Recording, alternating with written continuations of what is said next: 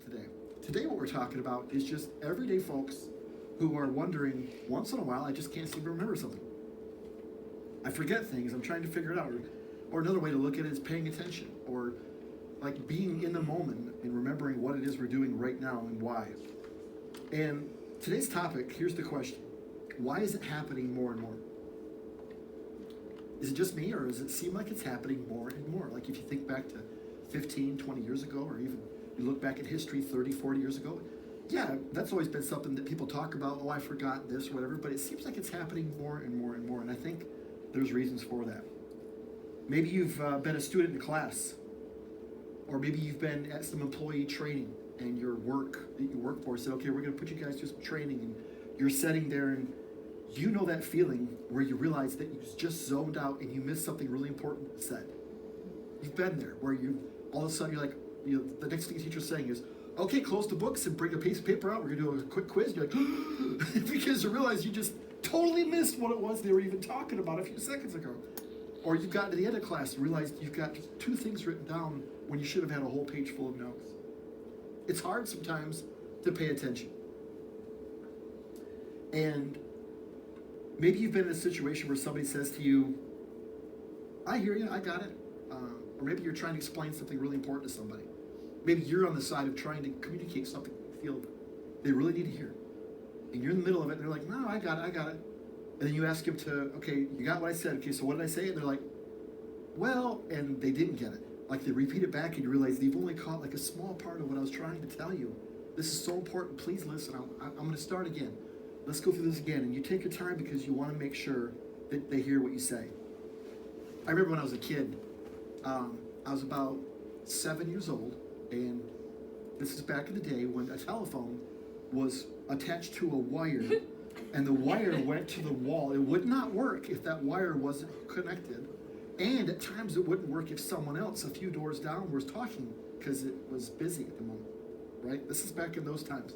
And we had this phone, back in the old days, we had this phone that would ring like a really loud, like those old alarm clocks type loud, that kind of a ring. And when it rings, someone's supposed to answer in their house, except if you're sitting at the dinner table. The rule in my house was, if you're sitting at the dinner table, Dad would say, nah, whatever it is, they'll call back. If it's important, they'll call back. We aren't sitting down to dinner, and everyone would stay at the dinner table, usually, unless they were expecting something important. Well, this day, the phone rang, and everybody in my house was busy except me. Like, my dad was in the bathroom, my mom, I think, was outside doing stuff, my brother and sister were gone. And so the phone's ringing, and I've got to answer it. So I went and answered the phone, hello, and it was my grandfather Nichols. And he only lived like another year after this, so I have very few memories of him. This is a very vivid memory because he called and he said, hello, is this Barbara?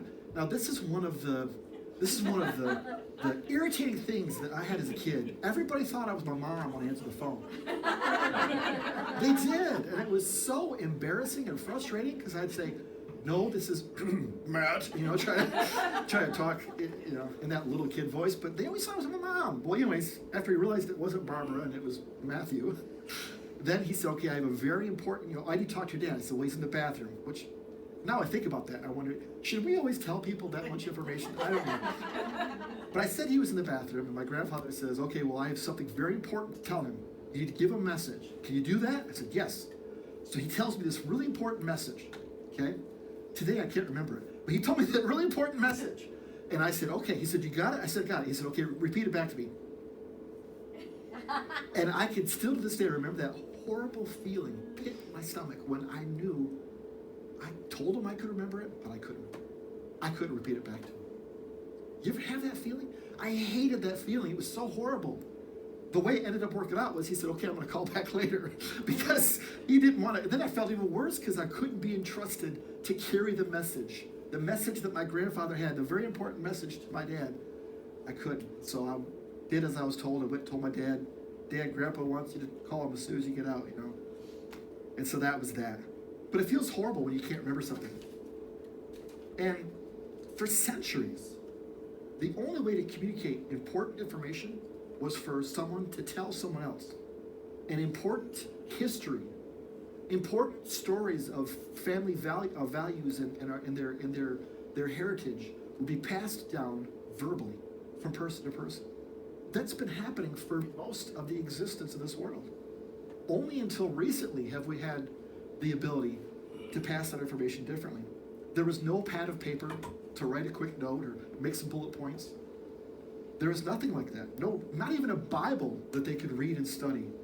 It was 4,000 years before they even had something like that. That's 80 generations. 80 generations before the Bible's even printed. 2000 BC, before the book of Job was the first scripture in Hebrew that was written down. 1500 BC was stone tablets written by Moses. They stored those in the Ark of the Covenant. It was 300 BC, the Hebrew books collected and put together, known as the Hebrew Torah. It was 50 years after Jesus Christ was on the earth before they started gathering books together and calling it the new, like what we call the New Testament today. Only now in modern times have we become so reliant upon notes, upon audio recordings, upon video recordings, and that has caused us to lose some of the edge that we had at one time with the art of concentration, the art of paying attention, at being able to convey and communicate very important things to other people, and to remember things. Because it's our memory, our minds are like any other organ in the body and muscle that we have to work it. If it's going to work, it has to be exercised.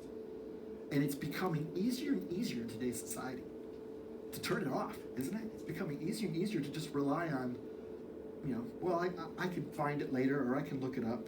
I can always Google it. Only now, in modern times, have we become so reliant upon written notes, audio recordings, video recordings, that we don't even practice this art of concentration any longer. So if you think about it, we're talking about a total of 110 generations. 5,500 years before literature. Think about that. But it's not too late. I don't want to put too much doom and gloom to us. It's not too late. This is something that we can still recover today. We can regain the ability to concentrate and remember. History proves that our generations before us have had the ability to retain information, to remember it, hold on to it, and pass it on to others when it's important. It's only recently that we as a people have grown complacent. So God instructs us to listen closely. God instructs us specifically. In fact, there's 48 passages I found in the Bible that refer to God saying, pay close attention, write this down, make sure you say this. And I'll read you one of them. It's in Ezekiel chapter 40, verse 4. If you don't have a Bible, we've got it to put up on the screen for you. The man said to me, Son of man, look carefully and listen closely and pay attention to everything I am going to show you, for that is why you have been brought here. Tell the people of Israel everything you see. Look carefully. It takes effort on our part. It's not just saying, watch, and, I hope it sticks. No, he's being specific. Look carefully. He's giving us keys here. Listen closely and pay attention. And let's face it, it's hard to look carefully, listen closely, and pay attention in this modern age. It's very hard. People call it short attention spans. More and more schools and teaching materials are packaging everything differently now to keep it in shorter, small segments, so people will kind of try to remember it. Because if you put too much, they just won't remember. Everything's moving this direction in our society today. The way that we pastors preach messages, we're being told you got to make them smaller, you got to make them shorter, more concise, stick to one topic, so that people can make it can be memorable. Phone numbers. I don't know my wife's phone number. I used to, but now it's button number 1 on my phone. I put it right on the top. I don't know my dad's phone number. I know it's right on my phone under Dad. And what about addresses? I mean, I rely on the GPS to go almost everywhere now. I feel like I'm going stupid when it comes to, I used to know my friends' addresses. I used to know my friends' phone numbers growing up. We were just used to memorizing more things because you had to. How else was it going to work out? How else were you going to find them? But now, in today's time, it's becoming easier and easier for us to be kind of dumb. For us to just kind of go through life and just say, well, it's in my phone. And then when we lose our phone, what happens? Right? It's like, oh my gosh, the world's about to end. Our children must be so confused why we put so much prize into these telephone devices, huh? Why they're so important, but we rely on them a lot. My greatest concern for you, the reason I'm talking about this today, is that people would come and hear a message, and then they would walk away and leave and not have a clue, not have any remembrance at all of what was spoken that day. That's my concern as someone who's been charged to be a messenger of the gospel of Jesus Christ, someone who stands up here before you and communicates on a regular basis. One of my greatest fears and concerns is that you don't catch what I'm trying to toss out to you on these Sunday mornings, that you miss the point somehow. That's my greatest concern. Now, part of the responsibility is mine, because I've got to make sure that what I'm doing and saying is engaging, it's relevant, and that it's interesting. So that's my part, but you guys play a part too. I think at times, if we're not careful, it's easy to zone out, to lose focus. How funny, we were just talking about this a little bit before this, how sometimes when you're watching a video, like we're talking about watching the messages on video at home, it's easy to kind of tune out for a little bit because you're watching it on a small screen.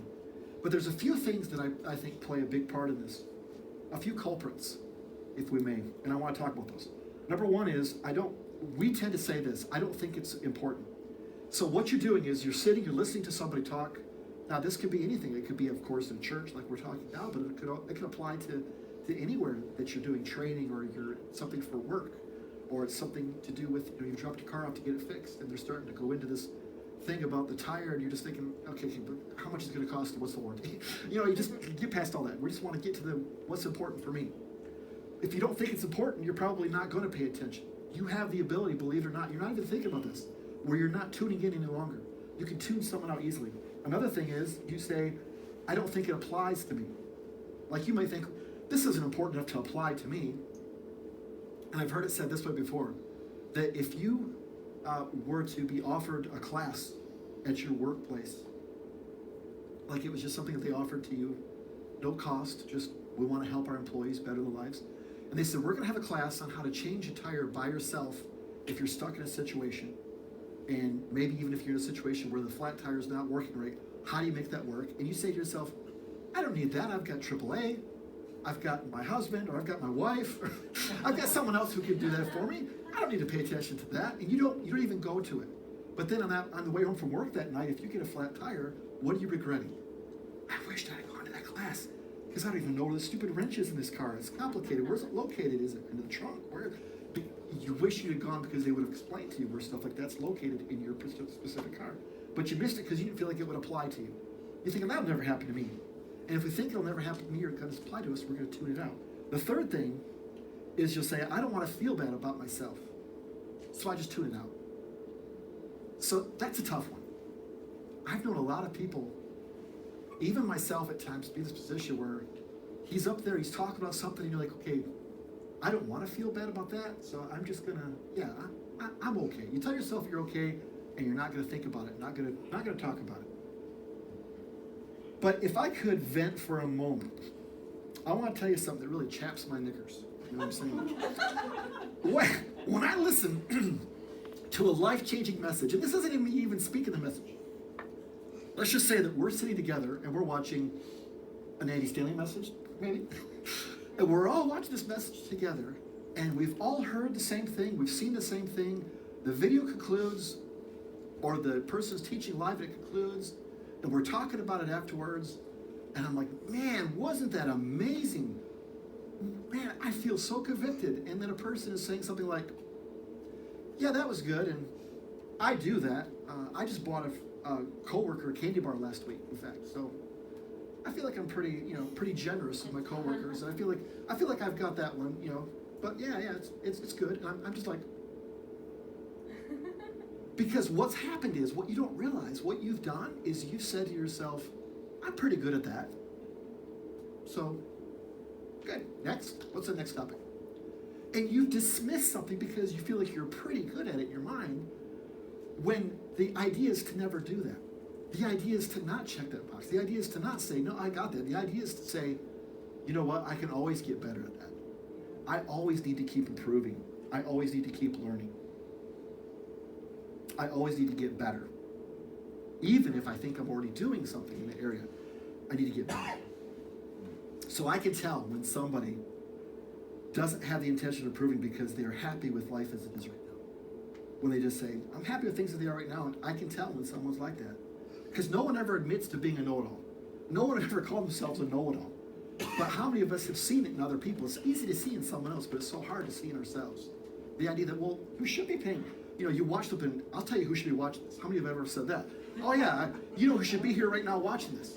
It's so easy to look at someone else and say someone else should be working on this more. But what about me? Even if you think you're really good at it, even if you think to yourself, man, I'm the most humble person in the world, I'll tell you about it, But whatever the case, we can all work on it a little bit more. I think there's never, ever, ever a time where we say, I've got it, I'm finished, pull me out of the oven, I'm done.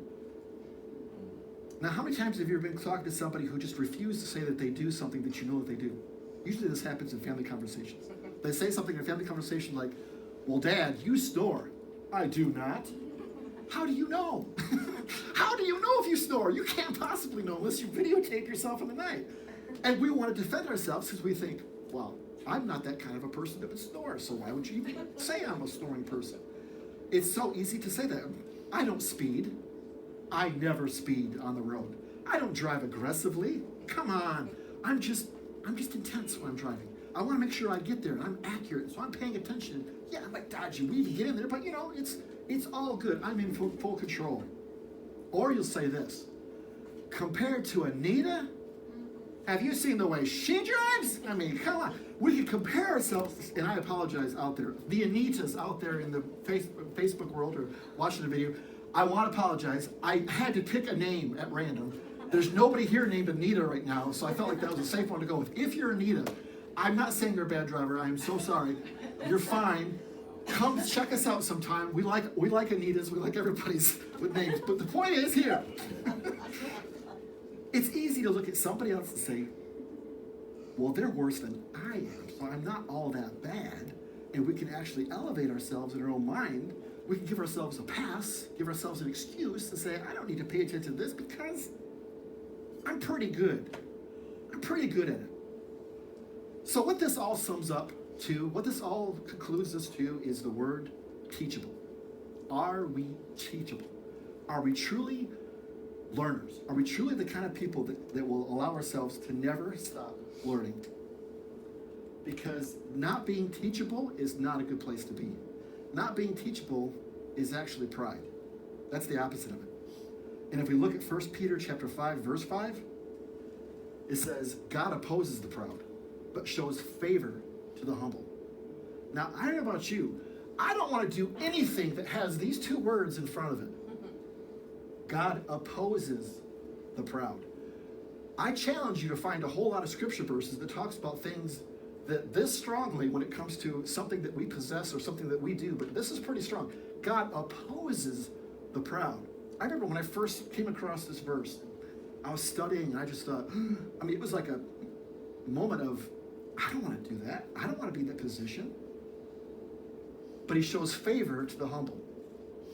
So we got to seek humility and try to resist pride at all costs. But here's the thing about pride. This is what's tricky about pride. We're usually the last ones to know that we've become proud. Very rarely is someone able to say, you know what, I think I've got a problem with pride. Yeah, I think I need to work on it. Almost always, before that occurs, there's a lot of people close to you in life that are thinking, man, they might not know what to call it, but they're just like, they're really hard to talk to because they just don't ever seem the ability to work on something or admit that they're wrong in something or try to get better at something. They kind of seem to go through life feeling like they've got it all figured out and they're doing fine. Pride says, I'm not perfect, but I'm pretty good. I'm not perfect. Pride will admit, I'm not perfect. No, I'm not proud. I'm not perfect, but I'm pretty good. Pride will say, I won't allow myself to believe I'm as bad as, again, I'll say Anita one more time, but I'm sorry, there's nobody else as Anita. Pride is me defending myself. Pride is me being my own defense attorney, saying, wait a minute, now I've got to stand up and defend myself here. That's a good sign that you're about to walk into something to do with pride. Pride makes it impossible to learn because you think you already know. I'm going to say that one more time. Pride makes it impossible to learn because you think you already know. We've got to practice humility every day, and we've got to never stop learning. If we could just work on that, practice humility every single day, and never stop learning. This is the key right here. This is a key to having a happy life. Happy, like have you ever felt like, man, I feel frustrated with life sometimes. Try this. Like the doctor says, take one of these a day for 5 days and come back to me and tell me how you feel. Because guess what? It's going to make a difference. Be curious. Be inquisitive. Seek more. Ask questions. Can I say this another way? Don't be a know-it-all. That's another way to say it. Some of you came just to hear that too, by the way. That was probably, or maybe you're watching. And again, if your name's Anita, I apologize. But maybe you're watching and you're saying, hey, I need just to hear that part right there. But this is what we're saying, is that you will never grow as a Jesus follower without this. As a Jesus follower, you will find yourself just feel like nothing's changing, nothing's growing without this. This is the key ingredient. It's like trying to make a cake without flour. And I don't know if you've ever had a flourless cake, but they're okay. But listen, this is a key ingredient if you want to have growth. You'll find yourself saying things like, man, I just seem to keep struggling with this area of my life, or I just feel like I'm not going anywhere, like I'm just kind of spinning my tires. You'll find yourself getting depressed more often because you think there's just something wrong with you. Just something wrong with me. I'm just feeling depressed with myself. I'll never get it. You convince yourself you're different than everyone else. You're different than the difference makers that you see around you. You're just not as good as them. And your growth as a Christian is directly related to this being teachable. It is possible for you to say that you are a horrible person. It is possible for you to say that you're hard on yourself. It sounds like humility, but it's not. It's not humility when you're doing it, because what you're doing is you're putting up a wall. Growth comes with humility. It is related to this, and we call it being teachable. When people say things to me like, man, I'm just not growing as a Christian right now. What do I do? Should I try this devotion? I'll try that. The questions I usually come down to trying to find out is, what are you studying? What are you learning? Have you gotten to a place where you've just stopped learning at all? And that's usually one of the chief culprits involved, hitting a plateau in their walk. So let me ask you a question, and I don't want you to answer back. This is what they call a rhetorical question. This is one of those questions where I'm going to ask it, but I just want you to think about the answer to this. Tell me this. Think about this in your mind. Why is it important that you grow as a Christian? Just think about that for a minute. Like, what's the reason? Why is Matt up there going on about this important thing called growing as a Christian? Why isn't it okay that I get to the place where I've gotten to a junior year in Christian high school? And why can't I just remain a junior and never graduate as a senior? I kind of like high school. I like the fun I'm having. What's wrong with staying where I am? That's the question to think about. Why grow? What's the reason in it? And here's the reason. Mark chapter 16, verse 15. Put it right up here. Go and preach the good news to everyone in the world. Jesus Christ. And the first word, go. You can't go if you don't feel like you've got anything to give. You are going to stop yourself in a second. I guarantee you, we've all been here. Well, I can't talk to them. I don't know what to say. What would I possibly say to that person? And how will you ever get to the place where you know what to say? Unless we're always learning and growing as a believer. The biggest thing that stops us from action is the lack of confidence, because we don't know what to do. We lack the confidence. Well, how do you gain confidence? How do you gain knowledge? You grow and you seek. You seek. You seek. You never stop seeking. So, it's not too late, like I said. It's not too late. Because it's not critical for you to grow as a Christian so that you can become a better Christian. It's critical for you to grow as a Christian so that you can help other Christians. You can help others who don't know Christ, others who need to know Christ. So this can become an action in our lives, all of us. Now, this isn't meaning that we all have to be evangelists. We all have to be on street corners shouting with Bibles in our hands. No. This can be done in the workplace. This can be done without using any words to anyone else. In fact, I've heard it said, and I'm a firm believer, to preach the gospel daily and use words when necessary. Only use words when necessary. Let our actions, let our lifestyle, let our love be the calling card, be the thing that draws them to us. There's 3 things we could do to start today to stir up this teachability in all of us. So you ready? If you're taking notes, this is what you want to write down, or if you've got your phone, you can take a picture in a minute. I know how it goes. So, number 1, take notes. Take notes. That if you want to remember what was said, whether it's a guy speaking, whether it's a meeting, what was something I've always said to people that work with me when it comes to meetings. If you're not bringing a paper for notes, you're disrespecting everybody in the room because that means you don't care enough to write it down and remember it. So, I mean, I'm big on that. When we're having meetings, everybody's got something to take notes with. Now, I'm okay with an iPad or whatever. I've done that myself, taking notes with that and so forth. That's fine.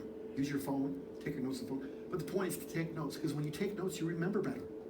Anybody who studied for tests, and I know you're recently in school, Alexis, I'm looking at you, where it's like you have the coolest note taker thing. She's got this tablet, like notebook, I should call it a notebook, and she writes in it with a pen, and then she's able then to take her phone and click this button, and it takes it, automatically transfers it into her phone, into a document. Like Kramer, you know. It's the coolest thing. It's the coolest thing. I love that. I love the fact that she's got this. It makes it, anything that's easy to take notes and easy to transfer. I love those kinds of things. Number 2, watch it again. I know it's crazy. I've already watched it once. Why would I watch it again? You'll retain it better if you watch it again. There's some things I've watched 5, 6. The brand new series are doing it now. I'm up to like in the 20s of how many times I've watched. And guess what? Every time I watch it, I'm catching things I didn't catch before.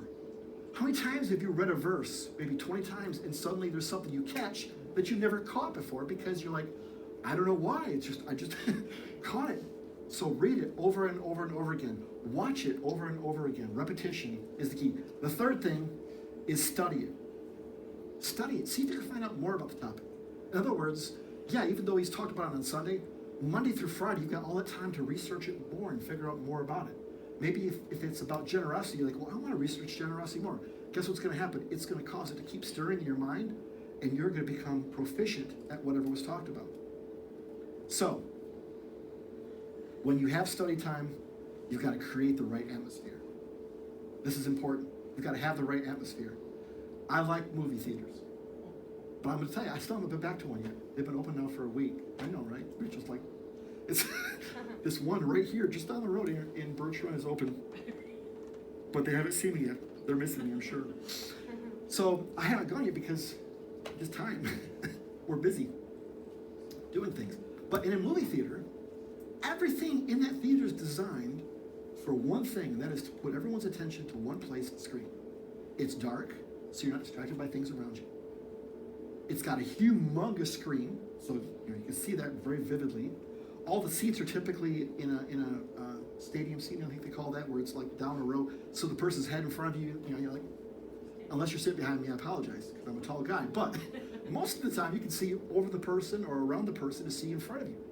So theaters are designed that way to make it an optimal viewing experience for you. They'll have surround sound. I like surround sound, where it's all, you feel like, the sound's enveloping me all around. It's really cool, It's like, wow. They give you treats, so you can sit there and not have to get up and go anywhere unless you got to go to the bathroom. That stinks. But hey, you can sit there and listen to long, like Lord of the Rings, like almost 3 hours. You're like, I got to go to the bathroom, but you got to wait until the very end. But all this stuff, it's all designed to keep your attention right there for that movie. So now think about this. When you're having study time, you need to create an atmosphere. Not like a movie theater, because you'll fall asleep. I've tried that, it doesn't work. What you need to do is you need to create a nice, bright atmosphere. Something that's going to keep you awake, because when you're studying at home, you're typically going to be reading scripture, or maybe you'll watch a little something on the tablet and then do some scripture, but you want to have brightness, you're not getting tired. So atmosphere is very important. Have it well lit. Have comfortable seating, but not too comfortable. You don't want to, again, get all settled in there and you're falling asleep. And then another thing you got to ask yourself is, should I have a table? You should have something to set your stuff out on. So sometimes the couch is really hard because you're trying to make everything, your drink sploosh. No, you got to have everything, like a table works out great. Because you got everything laid out right there, paper to take notes with. Remember, take notes. You got everything right there in front of you. And then another question to ask yourself, am I a morning person or am I a night person? As my wife yawns looking. That was good. That was perfect time. That was perfect time. Because some people are morning people. I'm a morning person, if you can't tell. And then some people are night people, where they're just like, at 10 o'clock at night, they're like, I'm awake, ready, let's go do something. And you're like, what? It's 10 o'clock. For me, it's like, man, 8, 9 o'clock, I'm like feeling tired because we get up at 4 or 5 o'clock in the morning, but that's just our lifestyle. But I find for me, the morning's the best time. I've got golden hours between like 5 a.m. and 8 a.m. where it's just, man, neurons are firing and I'm laser focused. I'm able to get I can accomplish more in that amount of time than I can if I was to do something from 9 to 3. I just fire in. That's my best time to study. I love studying those hours. In fact, and I'm not tooting my own horn here, but there has been studies shown that geniuses have these quote unquote golden hours in the morning between 5 and 7, 8 a.m. I'm just saying. I'm not calling myself a genius. I'm just saying that's kind of cool. But here's the thing: the morning is important. Okay, as much as we could joke about it, the morning is important. How many of you ever listened to a song on the radio first thing in the morning and it's like there all day long? I won't do it to you. I was going to start singing a song, but then you'll remember that song. But that happens. Or maybe if you've read a verse. How annoying is it to have that verse on your mind all day? Right? But that happens if you read a verse in the morning. It sticks with your mind all day long. Before you know it, you're like, this has been a really good day. This has been a lovely day. It's been really awesome. Now also, she caught that. That's good. And then also in the evening, there's I was singing a song in the shower this morning. She caught me on that lovely day. So in the evening, though, if you're an evening person, then do that in the evening. Because then if that's the hours where you're most awake and you're able to, then take that time, man. Maybe the kids have gone to bed and it's like, peace, quiet, my own time. I can get in and I can study. Do that. If that's the time that works for you, find the time. Morning, night, maybe midday for some people, whatever it might be. Find that time and stick with it. Because it's the studying that helps you. It's the digging in. It's the researching that helps you to train this mind of ours to keep working and to retain things better. As I finish today's message, I want to review something. First of all, be teachable, never stop learning. We talked about that. But you want to make learning a first response. In other words, when a tense moment happens in life, we all know tense moments.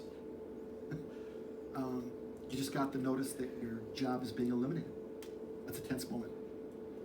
You just got a piece of paper in the mail that says something about divorce papers from attorneys. That's intense. You've just gotten a phone call from the principal of the school. That's intense. We could go on, but there's a lot of intense moments that happen in our life. When intense moments happen, intense moments can be as simple as this too. You come home from work and your wife looks at you and says, we need to talk. You're wondering, what in the world? What did I do? You're thinking these things, did I buy something I shouldn't have bought? I don't know. What's going on? But in those tense moments, that's when you want to say to yourself, I want to be teachable. I want to be teachable. I want to be a learner. I don't want to come into this conversation. I don't want to come into this situation like I'm going to know what's going on. That's called jumping to conclusions. We've all seen what happens when we jump to conclusions. Good things never happen when we jump to conclusions. Because what we're saying is, I'm smart. I know what's coming up. I know what's happening. I'll tell you what's about to happen. What we've just taken the haughty position of, I know. And our arms are crossed. Guess what's happening now? We're not able to learn. We're not able to receive. We've just closed off everyone else. We've got to always be open. And it's hard. I'm talking to myself just like you, but it's hard. But to come into it with, okay, I'm going to listen to you because I want to know what is it I might have misunderstood. What is it I could have totally heard wrong? What is it that maybe I did that I could get better at? Man, you go into a tense situation with that kind of attitude, nothing but good comes out of it. Nothing but good comes out of that. Because both people come out of it together, and both people come out of it with, I think we're growing. I think we're going to get better. And that's teachability. And then here's the thing we got to do. We got to be visible and be present. Be visible and be present. In other words, be in the moment. Be right here when it's happening. Don't allow yourself to be somewhere else in your mind, or just to find yourself saying words without meaning them. It's real easy to say words. To say, I really do care about you. I really do. I really do care about you. I really do love you. I love you. My wife knows that's a pet peeve of mine, for people just to say the words, I love you a lot. Because for me, it's like, don't say it, show me. Show me with an action. That's just how I am. Then we get into love languages and all that, so I don't want to diverse. But listen, You can say to somebody, you're important to me. No, you are important to me. Well, ask yourself this question. Why are they questioning my words right now? Why are they? I'm telling you, did you not hear my words? English, you are important to me. Why aren't you hearing this? Why aren't you understanding this? Instead, ask yourself, okay, why are they asking me 15 times now if they're important to me? Of course they are. I've said it. Maybe I need to ask myself, is there an action that I'm doing that doesn't show it? Maybe the very fact that I'm yelling right now doesn't show it. Maybe the fact that I'm frustrated right now is showing an opposite to my words. We've got to carve time out for each other, showing each other with our time and with our attentiveness that they're important. Like I said, take notes, and it shows that it's important. So we have an opportunity to be present in our community. Every day we have opportunities to be present. In fact, case in point, Birch Run is doing something really special in a couple weeks. There's families in our community right now looking for a place to do a safe alternative to trick-or-treating, because with all the craziness happening in the world right now, they're wanting to take the kids out, but it's like, well, what do we do? Where do we go? How's this going to work? The mask is checked off. You're all set, mask. But the part is, what are we going to do with our kids that's safe? We want to have a safe place. I know tons of parents that are saying, I don't know what I'm going to do. Well, Birch Run, the Chamber of Commerce, just recently came up with this idea, and here's what they're doing. They're taking the Birch Run Speedway, which is the car racing track right here in town. They're going to open it up for businesses like ourselves, because we're part of the Chamber of Commerce, so we can be part of this, where we can set up booths or set up our cars like a trunk or treat. And they're going to invite the whole community to come in and get some candy out there with the kids. It's going to be on Friday the 30th, not on Saturday the 31st, right? Halloween's on Saturday, but on Friday the 30th, they're organizing right now a trunk or treat event. And I think this is a perfect opportunity for us, Silver Creek Church, to be there in our presence and say, we've got something for you.